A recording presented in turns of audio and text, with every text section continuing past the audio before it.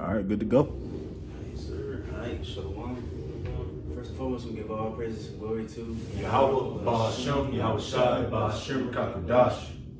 Double honors to the apostles Jim and Bruwell, and shalom to the faithful men that's always continually doing the work of the Lord. All right, so now, Lord willing, continuing on our class of pretty much the Bible series. Today, Lord willing, we're gonna summarize pretty much mainly King David's, pretty much all his battles and him getting, expanding the land. Because real quick, I'm gonna send Jake this. So like I'm gonna do some more maps. I'm gonna show you real quick the difference between King Saul's, King David's, and King Solomon's kingdom. All right, real quick.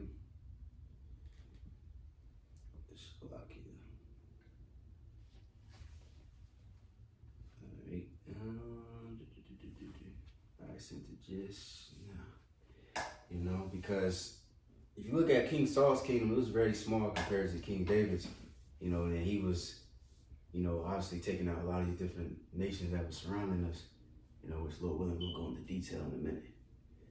You know what I'm saying?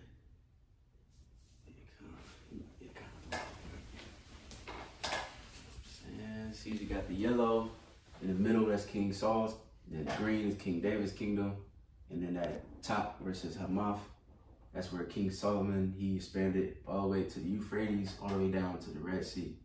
You know what I'm saying? Just to give you, a little image of kind of the water. But now we can just go to this article, and you can skip down to what it says, a commander in Saul's army, because before all that, we already went through last, what's it called? But whenever you're ready. And can you read the, matter of fact, it's called biblicalwarfare.com. You know what I'm saying? This is where the website's from, but you got it. You want me to start right at the top? Can you skip down to commander in Saul's army? Yep.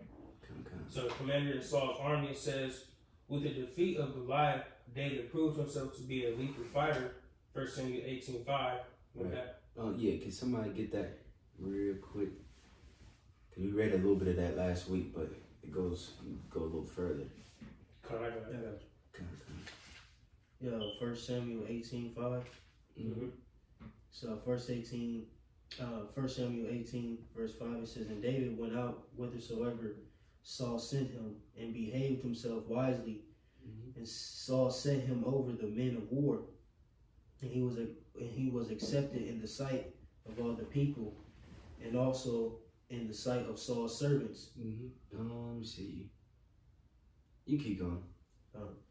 And it came to pass as they came, when David was returned from the slaughter of the Philistine, that the women came out of all cities of Israel, singing and dancing to meet King Saul, mm-hmm. with tabrets with joy and with instruments of music. Mm-hmm. And the women answered one another as they played and said, Saul hath slain his thousands, and David his 10,000s. Mm-hmm. And Saul was very wroth and very and saying, displeased him.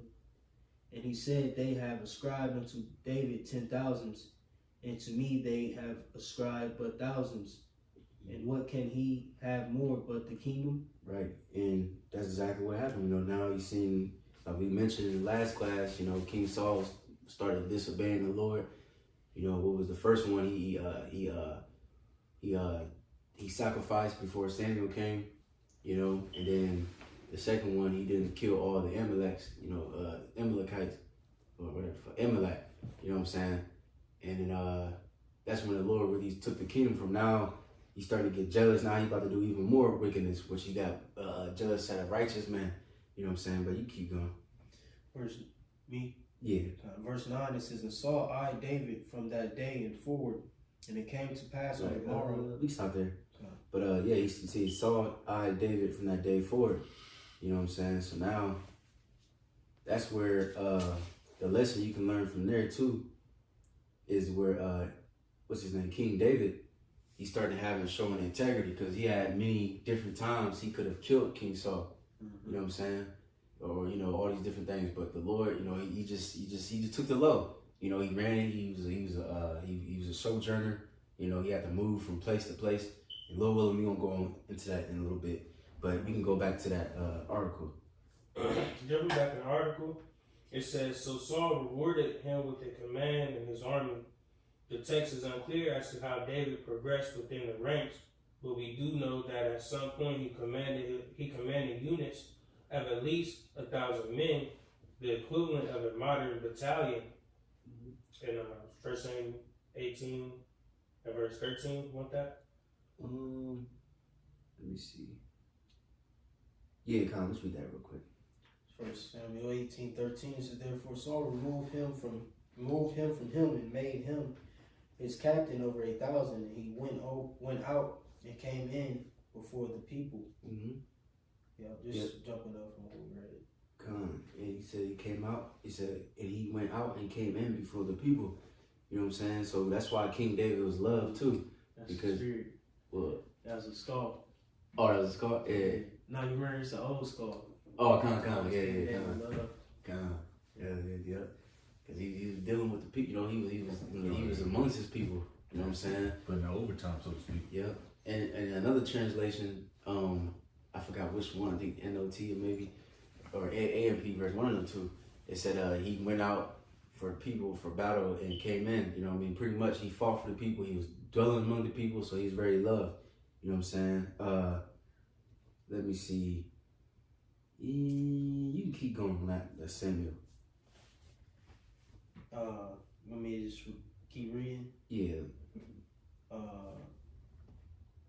Verse 14, it says, and David behaved himself wisely in all his ways, and Yahweh was with him. Wherefore, when Saul saw that he behaved himself very wisely, he was afraid of him.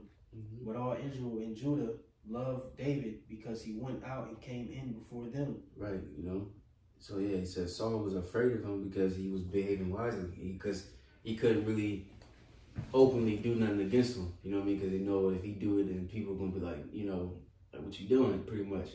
So he was looking for little occasions for him to go off and pretty much send him out to the front line, all these different things. But the Lord was ultimately dealing with King David, so he's protecting him. If I can add to the spirit, like this situation ultimately is fulfilled, prophetically speaking, in the curses, having that evil eye towards your brother, so this is a good portrayal of that being fulfilled in the scriptures, with Saul and King David. But let me continue. We stopped at 15? Or 16. Let me see. We can stop there and we can go back to the article. Jumping back in the article, it says David led many successful military campaigns, and this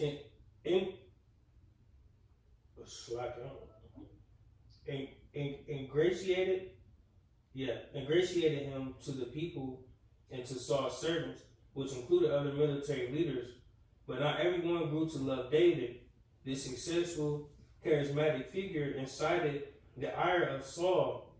Yet, despite the clear animosity that Saul had towards David, David managed to maintain his integrity and his professionalism. Twice in 1 Samuel 18, the biblical text says that David behaved wisely. David was more than just a skillful commander capable of defeating his enemy. He understood the intricacies of his position, and his behavior was honorable, but it would not be enough to restrain King Saul. You got it. It says David flees from Saul. Saul made several unsuccessful attempts to kill David, both overtly and covertly. In what appears to be a fit of rage, Saul tried to pin David to a wall with a spear a few times. 1 Samuel 18:10-11. 1 Samuel 19:10. We don't gotta get that. But you got it. Because pretty much, just to sum it up, King Saul had David play from with the instrument. I believe you read that last week, I think. In the harp. And then he sit there with his damn javelin and get mad, and throwing that bitch, you know what I mean? Then he run, escape, you know what I mean? And I think that happened 2-3 times. Yeah. You know? Flying to the mountains. Yep. But you got it. He says he also devised a plan to kill to have David killed in a battle. Mm-hmm. Verse 18 to 25. Unsuccessfully, of course, finally Saul just commanded his men to kill David, but with the help of both his wife, Michal, Saul's daughter, and Jonathan, Saul's daughter, David managed to escape. Saul's son, Salaki. David managed to escape.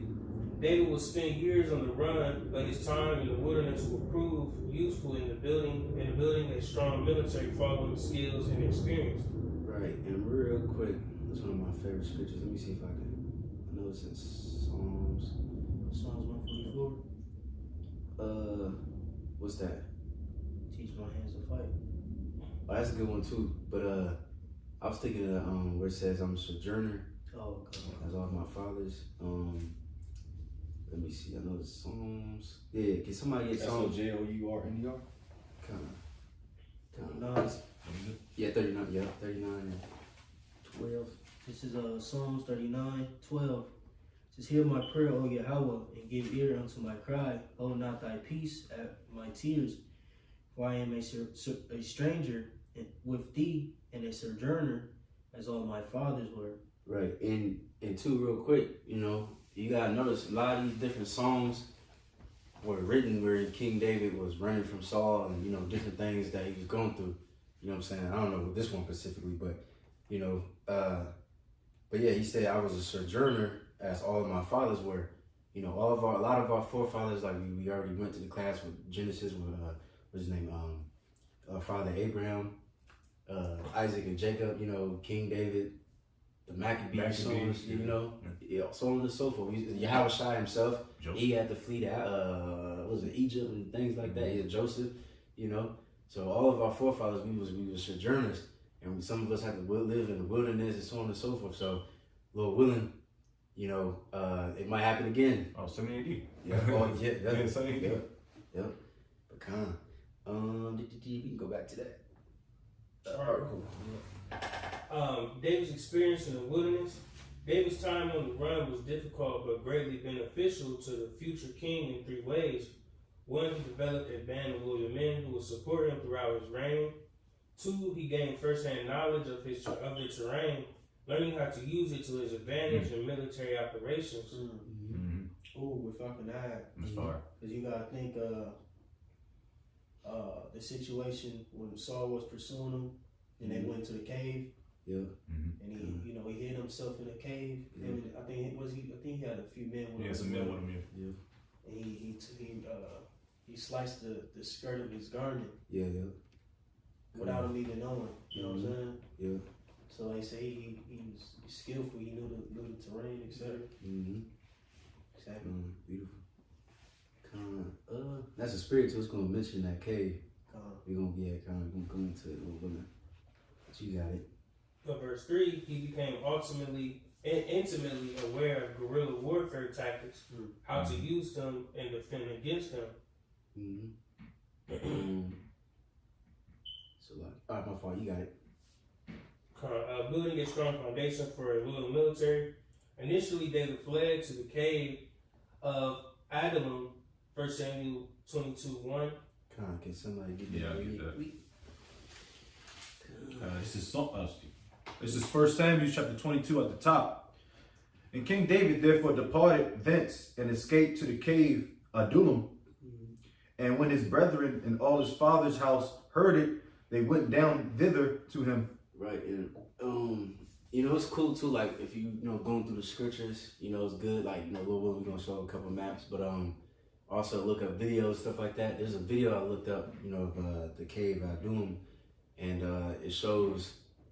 I don't know if that cave specifically was the one they thought King David was actually in, but they showed different caves and stuff like that, and then it shows you like it's kind of like small, like the entrance is small, but it's like it's huge in the inside, and you know it fits because I believe like 300 men, then it went to like 600 men that he was with, you know what I'm saying, and it just shows you how they was living, and if you go to the top of the cave, you can look out and you can pretty much see everything. You know what I mean? So that's good for like if you see an army coming towards you, you got plenty of time to be like, hey, you know, your watchman can be like, hey, they coming, and you can move, you know, accordingly. You know what I'm saying? Then he yelled to him. Oh yeah. He pretty much told him. So, but hey, that's probably what he did. He went to the top. Mm-hmm. You know what I'm saying? You gotta envision this. You know what I'm saying? Screaming to him, Saul in the Hebrew. They probably had some code names and shit. You know what I mean? You know, Jake. Yeah, some birds. Yeah. It's cold, man. But you got it. Verse 2, and everyone, hold on.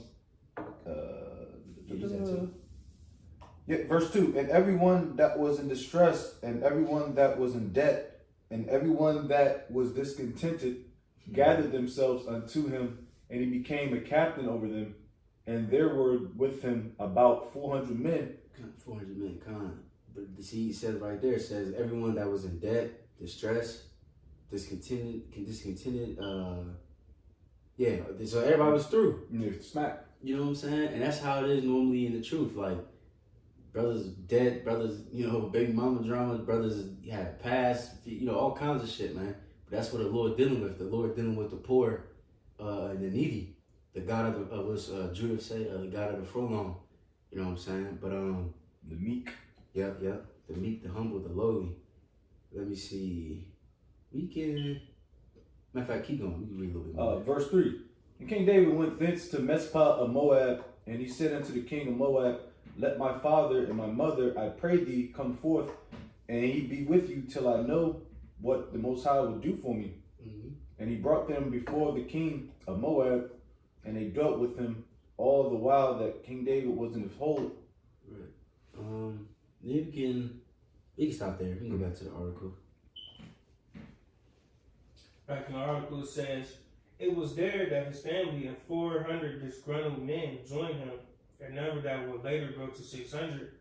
His 3 nephews, Joab, Abishai, and Asahel, also likely joined him at this time. The former 2 would be central figures in David's military for most of his reign. Mm-hmm.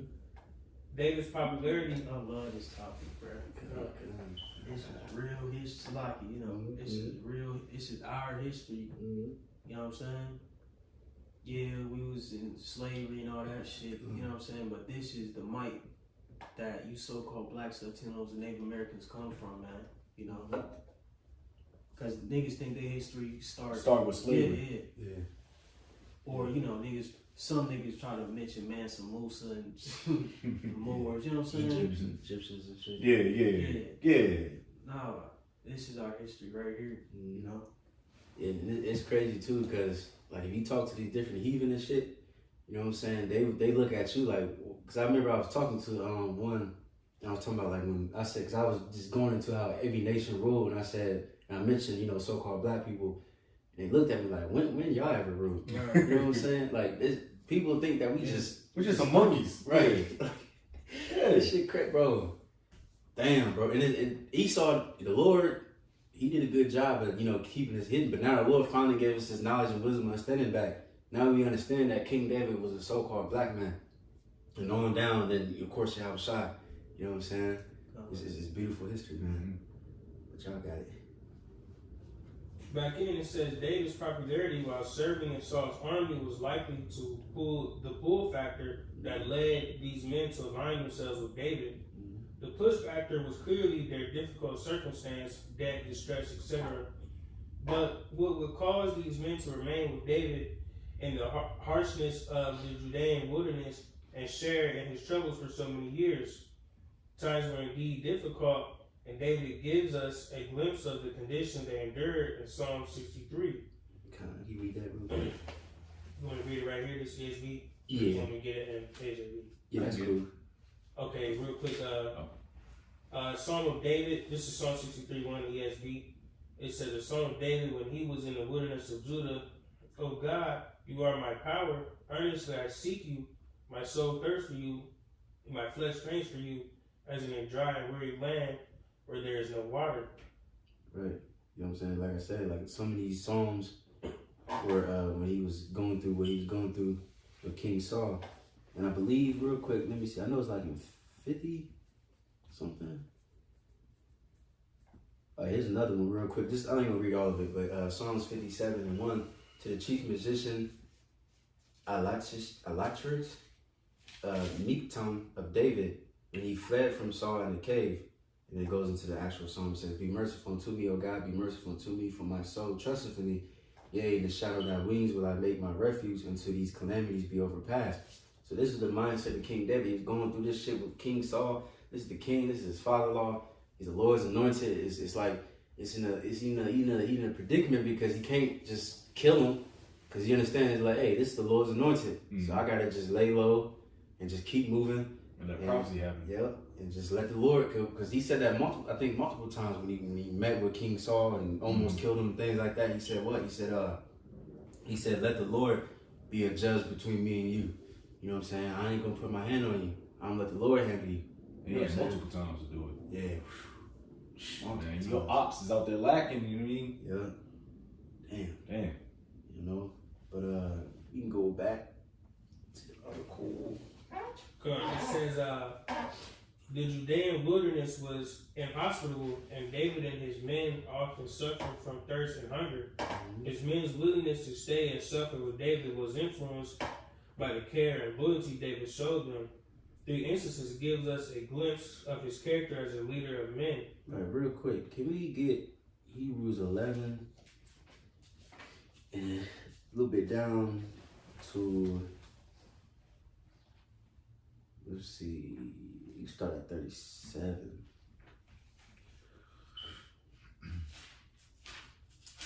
Or you start at 33 and then skip to 37. All right, this is Hebrews chapter 11, verse 30. You said 37? Yeah, 33 then skip to 37. Okay. Hebrews 11:33.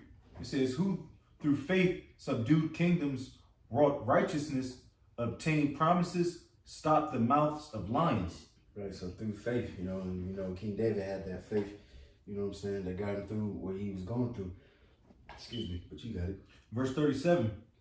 They were sawn asunder, were tempted, were slain with the sword. They wandered about in sheepskins and goatskins, being destitute, afflicted, tormented, of whom the world was not worthy.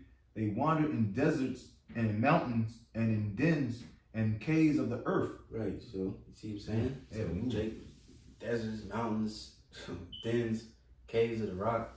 The earth's like it. Was it Obadiah? Same situation. He hit 100 prophets, I believe, in the cave, and it was dealing with that what's that evil woman? Jezebel. They were trying to kill the prophets. There's many other different examples. You know what I mean? This is the life of a man of the Lord. Because ultimately this world ain't ours. The wicked, they're gonna reign, they're gonna do what they do for a minute. But the righteous people gonna suffer. And those men that was with King David, they was loyal to him, and they suffered alongside with him. You know what I'm saying? But you got it. You go back to the article.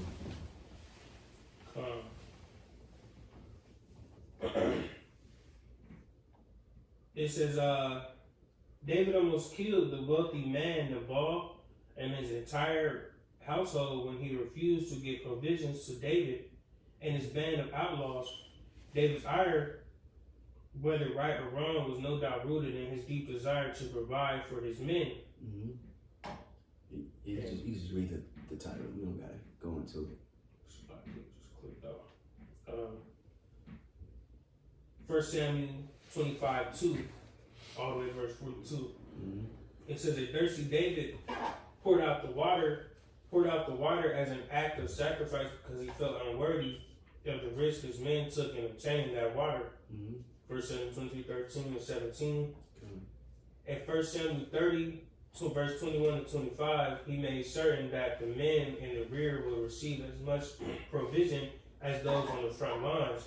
Right, and let's get that, because that's going to link with another story too. Was that 1 Samuel 30, 21?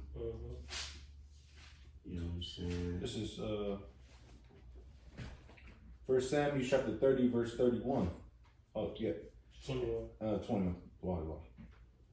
And King David came to the 200 men, which were so faint that they could not follow King David, whom they had made also to abide at the brook Besor. And they went forth to meet King David and to meet the people that were with him. And when King David came near to the people, he saluted them. Then answered all the wicked men and men of Belial of those that went with King David, and said, because they went not with us, we will not give them aught of the spoil that we have recovered, save to every man his wife and his children, that they may lead them away and depart. Right, so they was like, man, we ain't giving them shit, because they was too tired, so they stopped. But this is King David's response. Verse 23, then said King David, ye shall not do so, my brethren, with that which the Lord hath given us, who hath preserved us and delivered the company that came against us into our hand. For who will hearken unto you in this matter? But as his part is that goeth down to the battle, so shall his part be that tarrieth by the stuff. They shall part alike. And it was so from that day forward that he made it a statute and an ordinance for Israel unto this day. Right, so he made an ordinance to make sure everybody, get a fair share. Yeah, eats, yeah. Let me see, because continuing on that one, we're going to read this later. Let me see. Let's just hold that, because we're going to come back to that, because it's going to link with another story. Because you could turn your guys against each other. Yeah. If somebody's getting a better deal or a better shape than everybody else, and that's not good business. Come back to the article. Back in, it says, from this band of loyal men, the 30 was formed, David's mighty men, as they are also known, will be key figures in his military that will help maintain loyalty among the ranks for the duration of David's life. And we're willing, we might touch on, I know it goes into the acts that they did. We might touch on that too a little bit later. But Lord willing, you can keep going. It says David develops unconventional tactics, guerrilla warfare. It says David's struggle in the wilderness would allow him and his men to gain useful and unconventional experience in military warfare. Prior to the wilderness, David's military knowledge was limited to his role in an organized national army. However, the wilderness will push him to develop different tactics with limited resources and limited men. His operation will be more akin to guerrilla warfare. Right, and I was listening to this dude. He's a little Edomite dude. He like volunteers. Like he used to be the Marines. I guess he got fucked up or something like that. And then he started volunteering for like the Syrians or somewhere over there. And then he volunteered for like Ukrainians and all that. He went to like 3 different wars. But and he was like one war, I forgot where he was at, but he was like living in caves and shit. And they was doing things, whatever. And he was saying pretty much what I learned from that is learn how to pretty much survive off for pretty much damn near nothing. You know what I mean? Even when he came back, he said I saved a lot of money and stuff like that. And that's just how Jake was doing in that time too. They didn't have that much food and much water, so you just have to learn how to survive. That's why this is a very manly thing. Women couldn't do that. You know what I mean? That's why it's best I'm put my father and my mother back into the land of Moab so we can focus and we could be cool. You know what I mean? The men, we're gonna suffer, but Lord willing, the Lord gonna provide us food and drink, which the Lord did. You know what I'm saying? But kind of, you got it. And just to add, if you don't mind, just going into guerrilla warfare. So guerrilla warfare is pretty much, it's more so on a sneaky kind of tip in a way. So it's like a lot of flanking. Yeah. So when you in the wilderness, you understand the ground. You're able to hide and be hidden in certain places to do certain sneak attacks, ambushes, things like that. You know the path that opposition may be coming in. So like, okay, well, they're going to come in right here. We can hit them right here. You know what I'm saying? People are saying flanking, things like that. So just understanding what guerrilla warfare is. Yeah, it's a strategic hit, but it's very quick. Yeah. So we leave no traces, so to speak. Yeah. And very, very, very less casualties on your end. But back in the article, it says, for example, intimate knowledge of the terrain is essential in guerrilla warfare. David's experience navigating caves and identifying sources of water would later prove useful in the capture of the future capital of Israel. I make the case in how Jerusalem became the city of David, that David's experience in D-Day was beneficial in capturing Jerusalem. And D-Day has many karst hydrological systems, tunnels of water. The same kind of system found in Jerusalem. It was probably their acquaintance with these kinds of tunnels that allowed David and his men to use that knowledge to their advantage in Jerusalem and catch that highly fortified city quite off guard. Right, and Lil Will, it's going to touch on it again, so we can go into that later. But you got it. It says that was not the only guerrilla-like experience he gained. While in the wilderness, David and his men operated like nomadic tribes. They moved from location to location, became knowledgeable of the land and its resources, and conducted raids, lightning strikes when necessary. This experience living as a nomad will prove useful not only in his encounters with raiding nomads while on the run, but also in developing adequate defenses against future threats from desert raiders and his established kingdom. This is an experience he will put to good use even before Judah crowned him king. Right, but what's that scripture says? Everything that happens to us is for our good, roughly paraphrasing. You know what I'm saying? Even though that would suck that he had to run from his father-in-law and all that good shit, you know, run in the wilderness. But at the same time, that came to his benefit. You know what I'm saying? But Lord willing, we keep going. It says David lives among the enemy, 1 Samuel 27, verse 1 through 12. And let's just get a little bit of that real quick. 1 Samuel 27 and 1. This is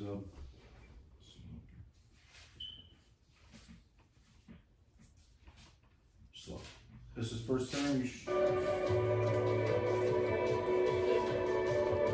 You said 27? Yeah, 27 and 1. This is 1 Samuel chapter 27, verse 1. And King David said in his heart, I shall now perish one day by the hand of Saul.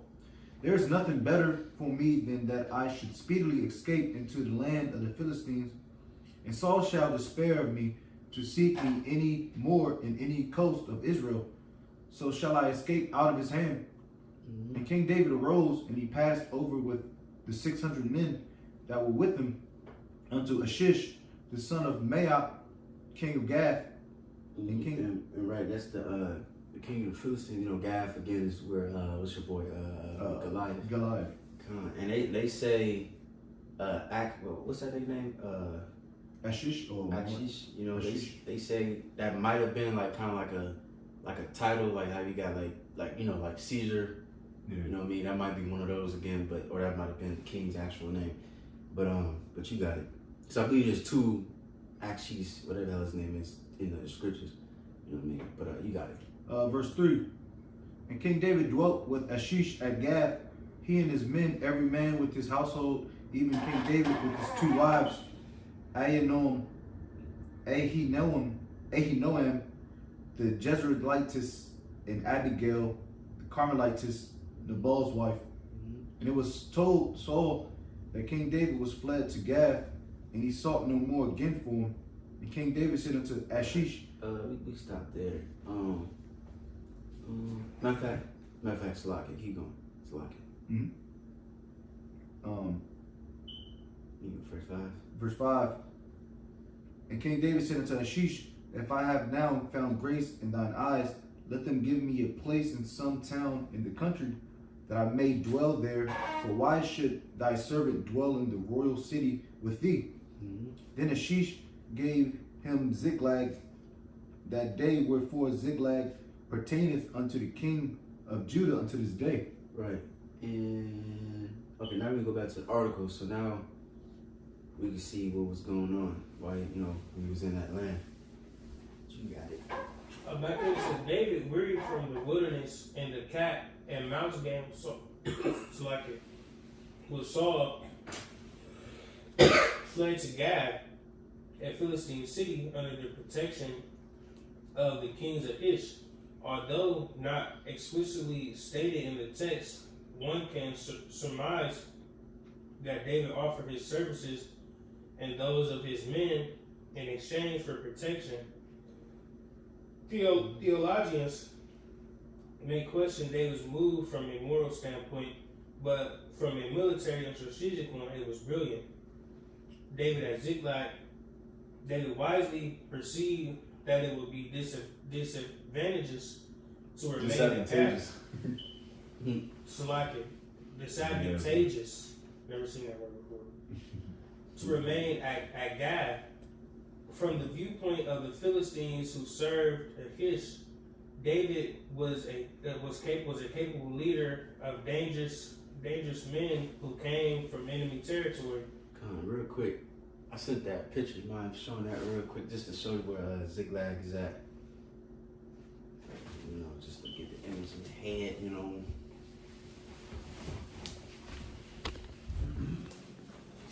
So at the south of the Philistines' lands, you got Gath and you got Ziklag and all that.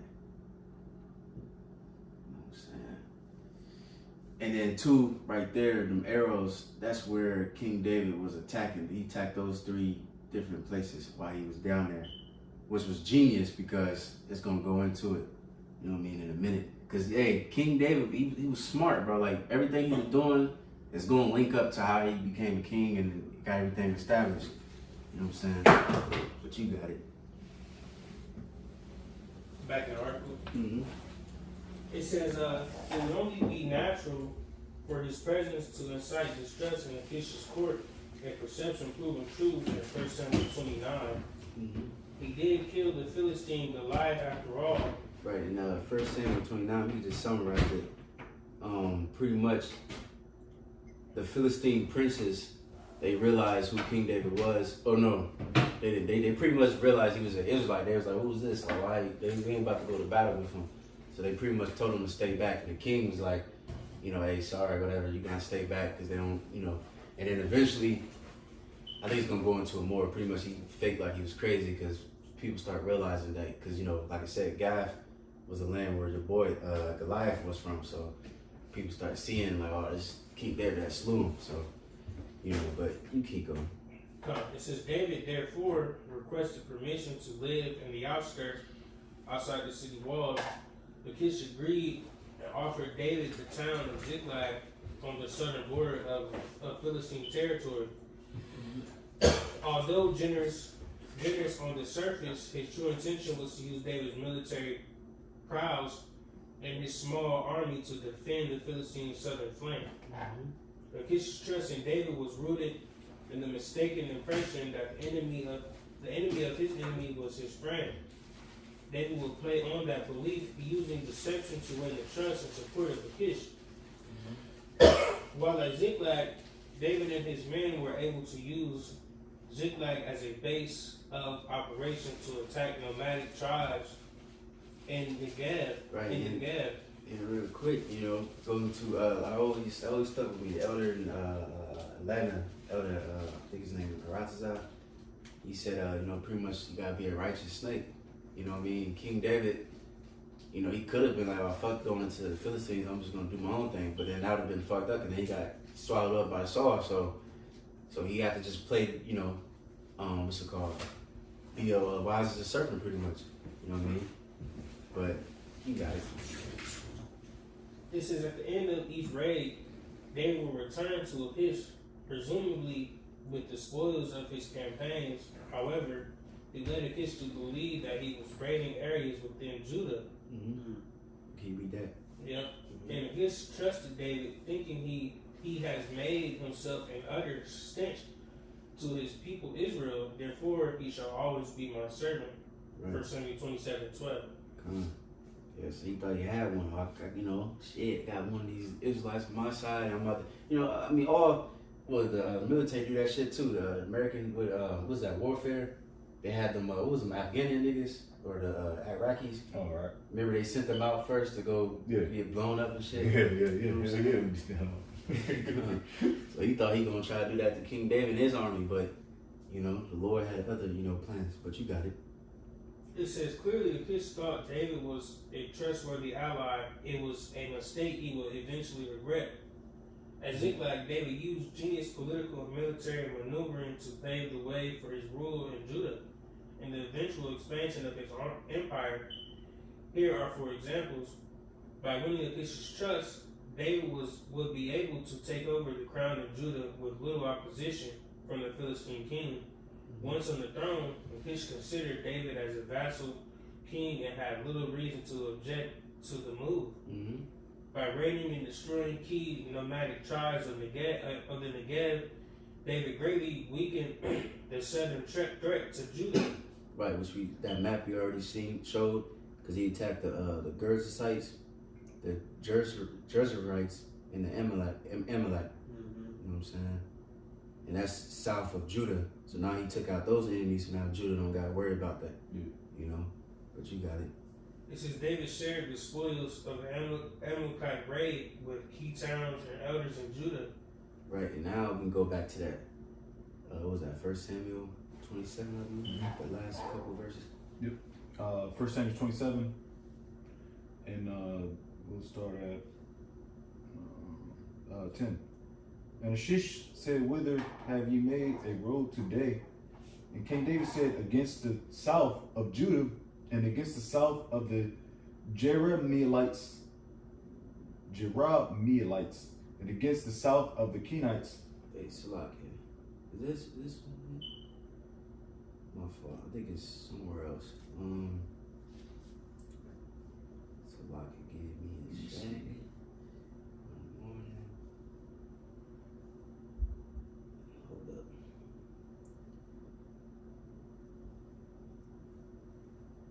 Let me see. It might be. Am I tripping?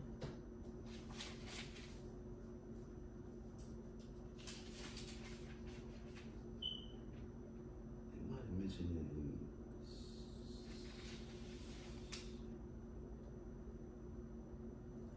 My fault. Bob Shaw, keep reading in that article because I'm gonna look for this one. Gotcha. And four, it says, by gaining the trust of the Philistines, David will be able to study the strengths and weaknesses of his future enemy. It says the establishment of King David's kingdom. After David left the Philistines, David's first step in consolidating power started by establishing. It's like I found it. It's 1 Samuel 30. Oh, about destroying the Amalekites. Right here. What we got? You got it. Where do you want to start at? Let me see. 'Cause I know we read 22. Let me see. You can start at 26. This is 1 Samuel 30 and 26. It reads, "And when David came to Ziklag, he sent of the spoil unto the elders of Judah, even to his friends, saying, Behold, a present for you of the spoil of the enemies of Yahweh." Beautiful move. To them which were in Bethel, and to them which were in South Ramoth, and to them which were in Jatir, and to them which were in Aroer, and to them which were in Siphmoth, and to them which were in Estimoa, and to them which were in Rachel, and to them which were in the cities of the Jerahmeelites, and to them which were in the cities of the Kenites, and to them which were in Hermah, and to them which were in Kerashon, and to them which were in Atak, and to them which were in Hebron, and to them into all the places where David himself and his men were wont to hunt. Right. See, so yeah, like you said, beautiful move. That was a chess move, you know. Now give it to them, and then of course, it's gonna say later that's where Hebron is where he got crowned king. You know what I'm saying? And then it's perfect, man. It's all gonna link then, because then he had the Judah, and Israel still wasn't really fucking with him. Then when King Saul died, and you know, it's all gonna link up. You know what I mean? But you got to go back to the article. He says the establishment of King David's kingdom. After David left the Philistines, David's first step in consolidating power started by establishing his reign over the southern tribes, where he had natural alliances. He then would establish a new capital on neutral territory before turning his attention to surrounding kingdoms. David crowned king in Judah. While David engaged Amalekite raiders who had attacked Ziklag, the Philistines deleted the Israeli army, killing King Saul and his sons, including Jonathan. 1 Samuel 31, 1-13. In the resulting power vacuum, David was able to take advantage of his friendly relations with the people of Judah. He was from the tribe of Judah after all, but he also strategically strengthened those relations in two ways we have already mentioned above. Right, real quick. I'm gonna show you this. Send you this map real quick. Okay, just to summarize what happened with King Saul's battle and all that, because let me see.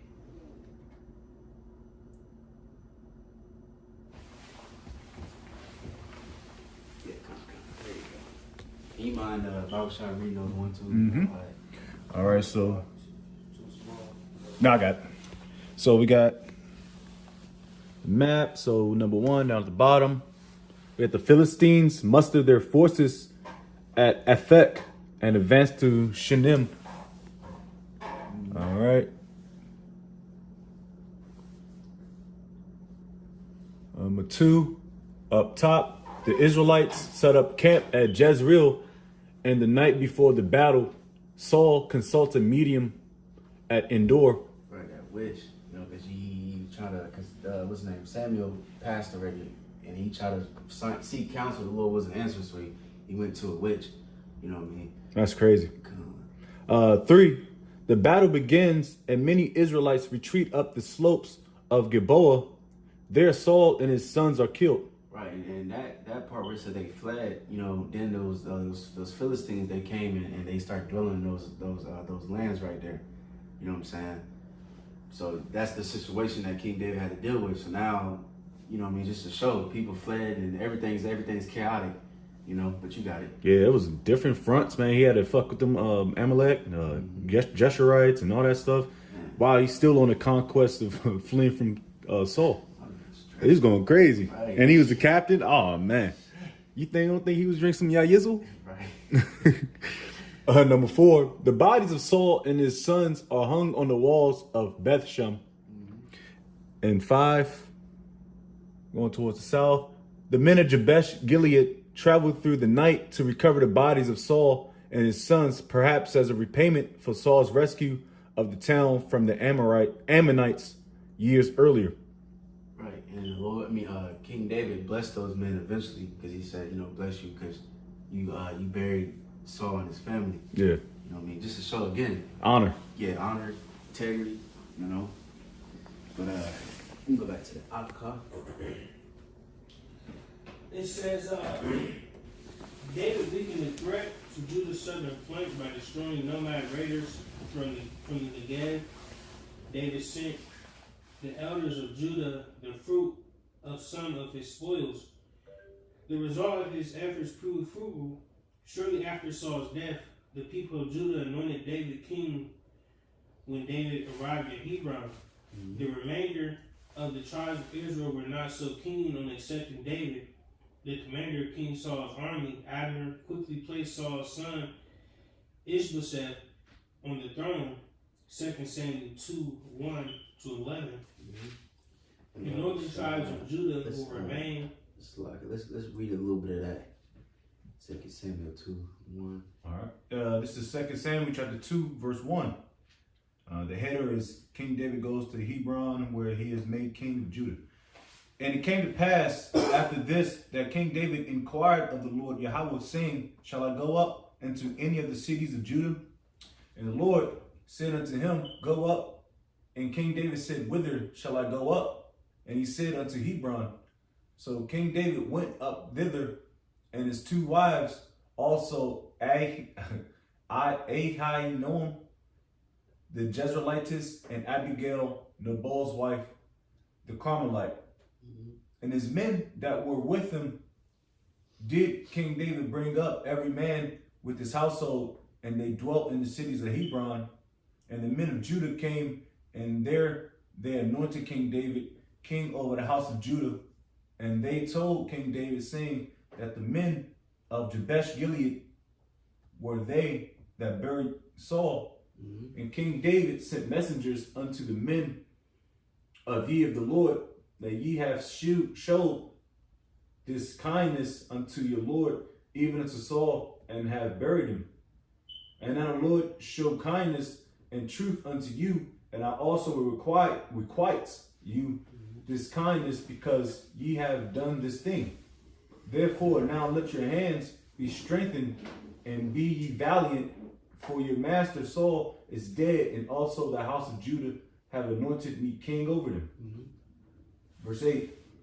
But Abner, the son of Ner, captain of Saul's host, took Ishbosheth, the son of Saul, and brought him over to Mahanaim, and made him king over Gilead, and over the Asherites, and over Jezreel, and over Ephraim, and over Benjamin, and over all Israel.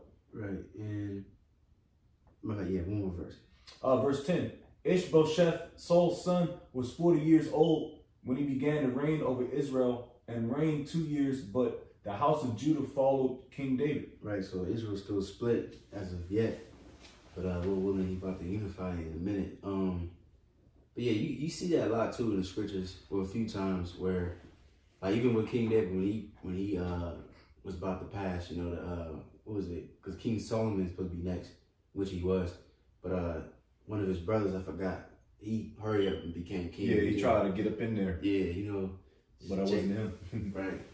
You see, but anyways, we can go back to the article real quick. It says, Judah grows strong under King David, while Israel falters. Want to read this little passage? Yeah. It says, and David grew stronger and stronger, while the house of Saul became weaker and weaker. 2 Samuel 3:1. And you seeing that today. Yeah. You seeing that today, man. Lord's will we be at the house of King David, man. Yeah. Not the house of Saul, because them niggas are getting weak, man. Yeah. Doctrines is crazy.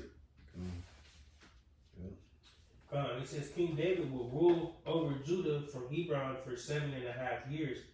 He was drawn into a protracted war with the northern tribes, but during that time David consolidated his rule while Ishbosheth grew weaker. Ishbosheth was no doubt a puppet of Abner and lacked the charisma and leadership of David. David was able to maintain the loyalty of his military even during times of disagreement. A loyalty hard won during his time in the wilderness. Ishbosheth's kingdom, on the other hand, was fracturing. A false insulting accusation by Ishbosheth alienated Abner and provoked him to ally himself with David. 2 Samuel 3:6-21. Right, which he pretty much accused him of sleeping with Saul's concubines or whatever. And that offended Abner.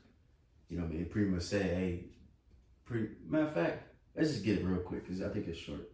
What's that, 2 Samuel 3:6? Right here. Come on. 2 Samuel 3:6. And it came to pass, while there was war between the house of Saul and the house of David, that Abner made himself strong for the house of Saul. And Saul had a concubine whose name was Rizpah, the daughter of Aiah. And Ishbosheth said to Abner, wherefore hast thou gone in unto my father's concubine?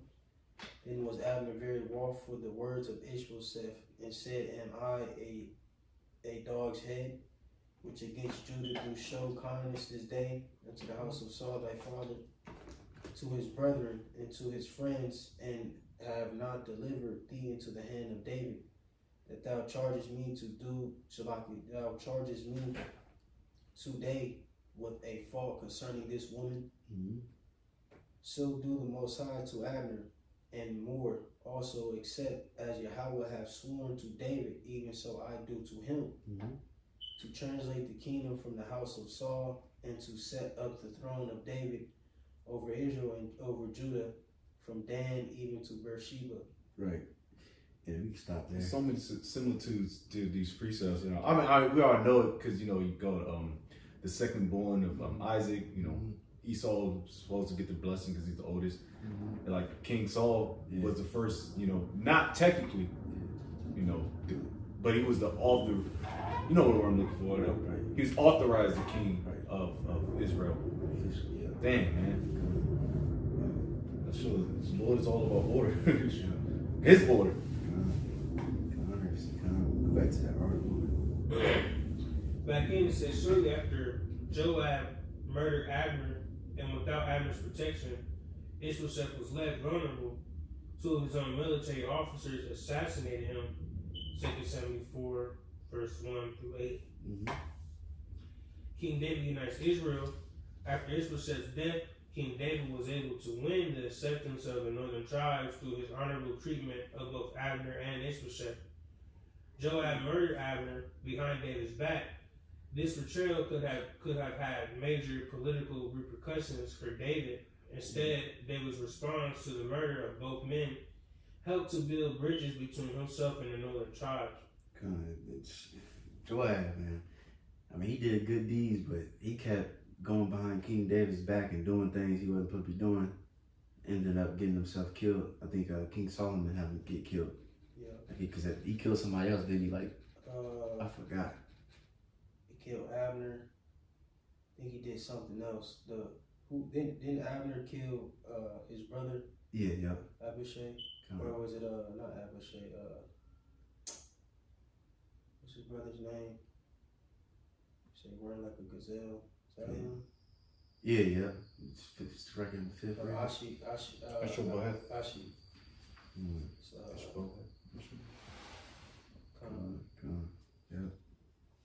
Yeah, I think Solomon was Benaniah kill him. I think, if I'm not mistaken. Sir, you got it. Because Benaniah, he was like a hitman too. You know what I'm saying? You got it.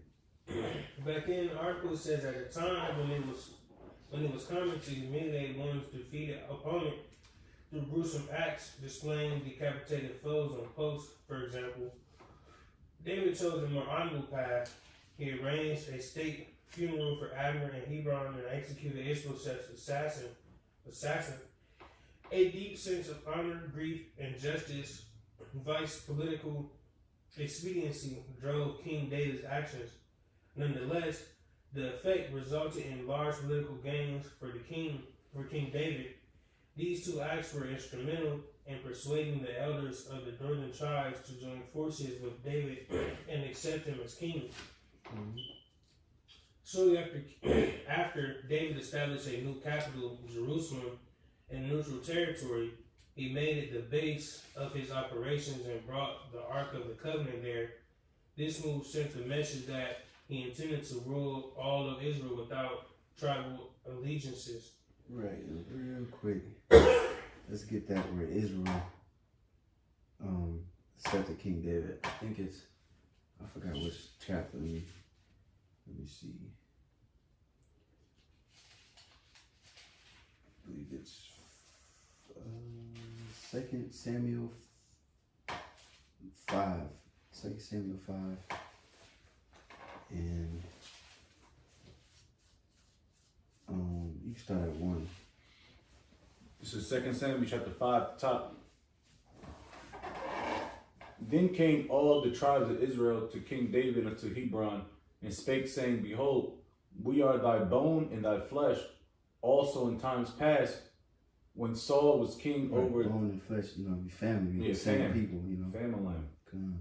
Also in time past, when Saul was king over us, thou was he that led us out and brought us in Israel. And the Lord said to thee, Thou shalt feed my people Israel, and thou shalt be a captain over Israel.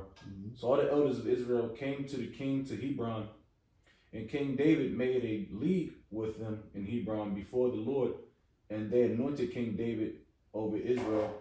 King David was 30 years old when he began to reign, and he reigned 40 years. In Hebron, he reigned over Judah 7 years and 6 months. And in Jerusalem, he reigned 33 years over all Israel and Judah. Right, and we're gonna go back to that. So. Yeah, I know. I already figured that. I just like us one of Yeah.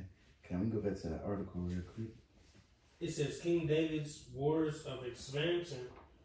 Wars and strategic political moves would be key elements in the expansion of David's army, of David's kingdom. However, these wars were not always initiated by David. His first encounter with the Philistines under a new unified kingdom and the war against the Ammonites are good examples. However, King David was quick to capitalize on opportunities presented to him by his enemies. As a result, he was able to build an impressive and prosperous empire. Mm-hmm. And under that, it shows the map which we showed in the beginning.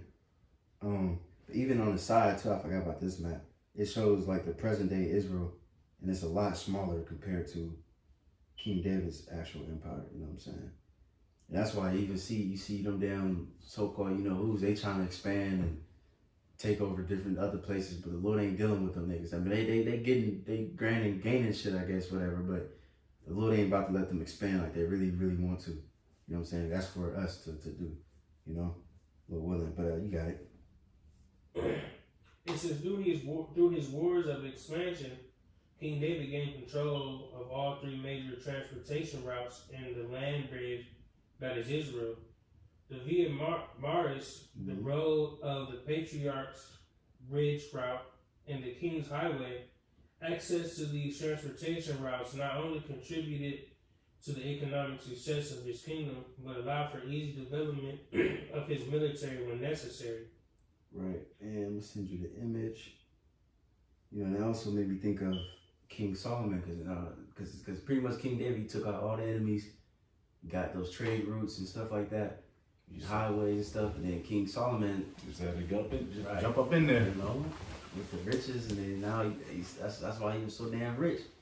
He ain't had to deal with the enemies around him. He got the trades and all that, water and all that. Man, they was living deliciously. That's right.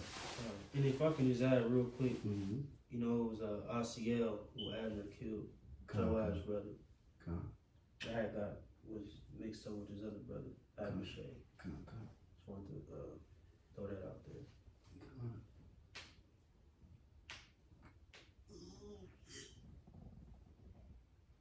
You send me something? Yeah, I sent you that map. Come on, slow.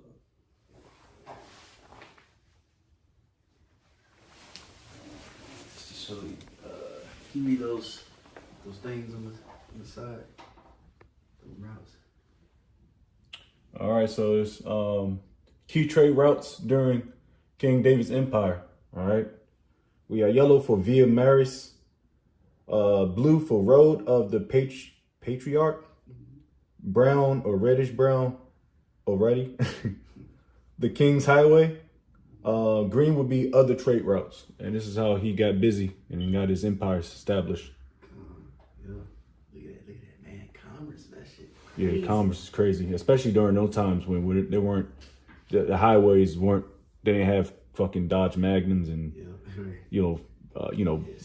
semi trucks. Yeah, that's why too. Rome was so good because they made I think the first highway like streets pretty much. Yeah, if I'm not mistaken. Pretty much. Well, yeah. Yeah, and they did that very well, and they was able to send out their army. That's another thing too. Them roads, you can send your armies quicker. You know what I'm saying? That's what the highways was built for anyway. It wasn't built for commerce. It was built for military strategy. Mm-hmm. For the most part. Come. So get back to the joint. It says here's a summary of David's wars of expansion, subduing the Negev tribes. As we have seen, David subdued the tribes of the Negev while he lived under Philistine protection. However, the result of these campaigns was instrumental in his ascension to king of Judah. The conquest of Jerusalem, this was his first military engagement after being crowned king under a unified kingdom. The establishment of the capital in neutral territory was a political necessity to maintain the support of the various tribes. For a complete military analysis of the conquest, read how Jerusalem became the city of David. Right, and we ain't gonna go into it because it's like a little bit later in the day, so we about to go to camp. So if Jake want to do that in your own time, he goes into the city of David, Jerusalem. You know what I'm saying? How they took it over, and I believe is he gonna go into it? Yeah. So pretty much, just to summarize it, because that land it used to be called what was it used to be called? It used to be called let me see, G-Bus. G-Bus. You know what I'm saying? And who was living there? G-Bus, because I think the Jubilees, if I'm not mistaken, if I'm pronouncing it right, those were Canaanites. They had the land of Jerusalem, and then pretty much King David took it over. You know what I mean? And then he changed it to Jerusalem. You know what I'm saying? And it's a good land because it's like it had like it's median, it's in the middle. Yep. You had two valleys on the east side, so it's hard to really can go from the north. That's why they was pretty much to summarize, they was bragging and said, y'all can't come, y'all can't get into this fortress, it's too hard. And they put the lame and the pretty much the people that's paralyzed and shit, they put them on the walls just to mock Israel. And then eventually, obviously King David took it. And you got port cities going towards the west, like Ashdod. Mm-hmm. So yeah, it was pretty, that's how it's supposed to be. Yeah. Even if you look at America, I mean, their so-called capital is on the far east, which the Atlantic City is right. The Atlantic Ocean's right there. Mm-hmm. It need to be somewhere central, if you really want to think strategic.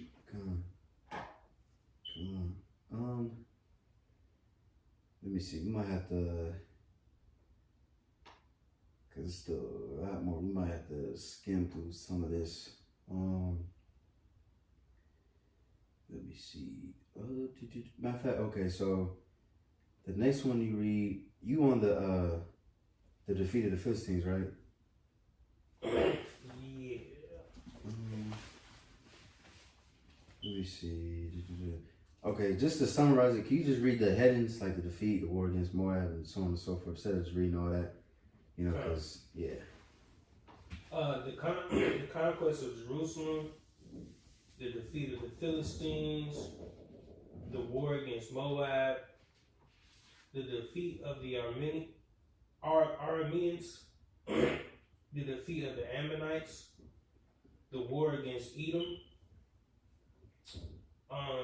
Right, and a lot of those different nations, he's putting them in captivity. You know what I mean? As slaves. Psalms 18 goes into it. He says the heathen gonna obey me. And that's why like Elias Wambo goes to that a lot. The house of David. When the house Shai comes back and he rules, it's gonna be the same thing. It's gonna be the house of David, and we're gonna be doing the same thing, but in complete righteousness and spiritual power. You're gonna be having heathen in captivity, just like King David did. You know what I'm saying? But let me see. Can you read the next one? We might skip around a little bit.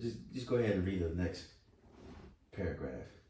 It says, King David betrayed by his son Absalom. After David's kingdom reached its peak, David endures a painful betrayal by his son Absalom, forcing him to flee Jerusalem. Absalom's move to steal the kingdom from David was no doubt rooted in familial discord. However, for Absalom to have been able to remove the king from his capital signals that David had lost much of the hard-won loyalty among the people first, but also among the military-aged males. And can you skip down to 2 Samuel 15 and 13? Just read that real quick. Yep. It says, and a messenger came to David saying, the hearts of the men of Israel have gone after Absalom. Then David said to all his servants who were with him at Jerusalem, arise and let us flee, or else there will be no escape for us from Absalom. Go quickly, lest he overtake us quickly and bring down ruin on us and strike the city with the edge of the sword. 2 Samuel 15, 13, 14. Come on. And then now can you skip down to King David defeats Absalom's forces? Yep. King David defeats Absalom's forces while fleeing Jerusalem. King David plants a double agent, Hushai, within Absalom's inner circle, Hushai was able to convince Absalom and some of his other advisors to not pursue David right away, but rather engage him at a later time. This gave David time to organize his forces, resupply his men, and draw Absalom's forces to his geographic area of choice. A strategic blunder for Absalom. Mm-hmm. Although David likely planned the operation against Absalom's forces, he did not take part in it. While it was common for David to fight with his men, in this instance his men convinced him to stay safely within the walls of Mahanaim, located east of the Jordan River. His men's concern was probably twofold: David's age and David's emotional connection to Absalom. Mm-hmm. Now, can you skip down so it says it's not surprising that David's regular forces? It is not surprising that David's regular forces would defeat the people of Israel, Absalom's militia. According to 2 Samuel 18:7, 20,000 men lost their lives that day in an encounter with David's men. Absalom got himself stuck in a tree by his hair. Joab took advantage of Absalom's vulnerable position and executed him. Real quick, how can you get stuck in a tree in your hair without, like, I mean, only hair can really do that, really, is like woolly hair. Yeah. You know what I'm saying? Like, Not that coarse, straight shit. right, I can't see that shit getting stuck. But, I mean, yeah. Twigs and I mean, yeah, but I But don't know. not for this case. That shit be thin as hell. Yeah, You you know what I'm looking saying? at it. Unless it's like matted or some shit, like really, really matted. But, you got it.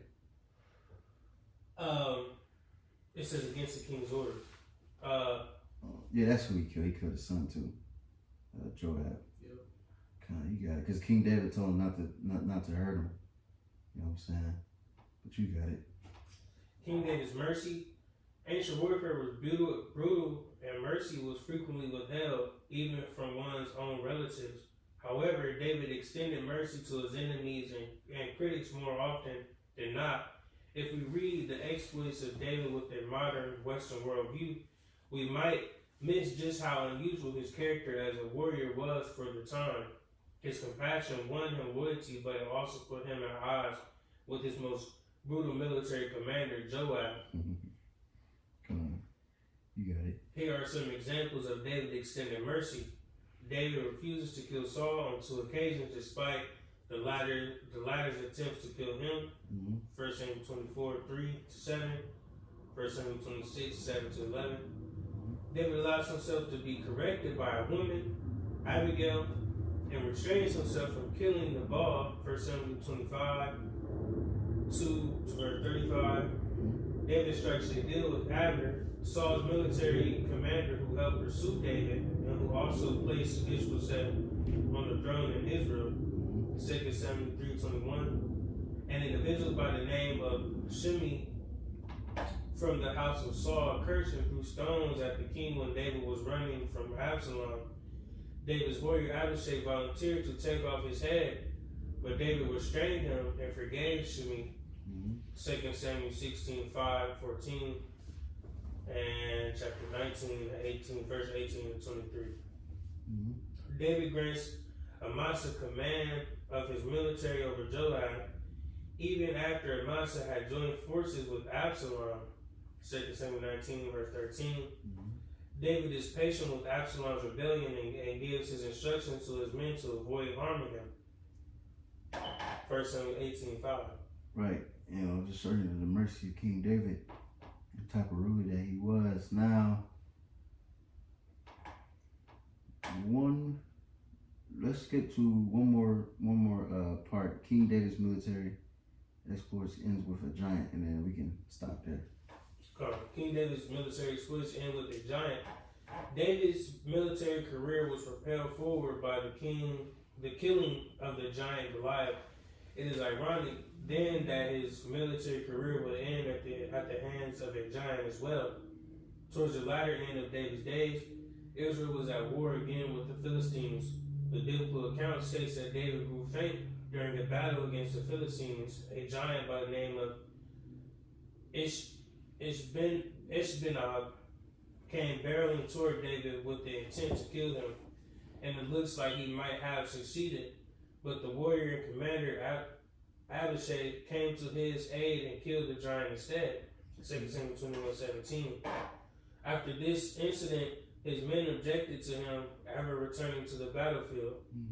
We are given a hint of David's decline during the engagement with Absalom. His men's instance then that David not be directly involved in the battle against Absalom shows that his skills were beginning to wane. No doubt age was starting to take a toll. He was probably in his late 60s by this point. David will obviously continue to be king and would endure another attempt by one of his sons, Adonijah, to usurp his throne towards the end of his life. However, his last incident with the giant is the last record pertaining to David's military exploits. Right, and cons, now we can stop there. And then Lord willing, you know, next when we go pretty much to King Solomon and things like that, you know, so on and so forth. But that's pretty much, that's pretty much include, you know, King David's rule. You know what I'm saying? And Lord willing, anybody got anything else before we close? Come. Alright, so Lord willing, hopefully you brothers is edified. Give our praise and glory to Yahweh, Bahashem, Yahushua, Bahashem, Kakadash. Divine to the apostles, Jim, as Ruel, as one to the faithful man, is continuing to work the Lord. We're going to say shalom. Shalom.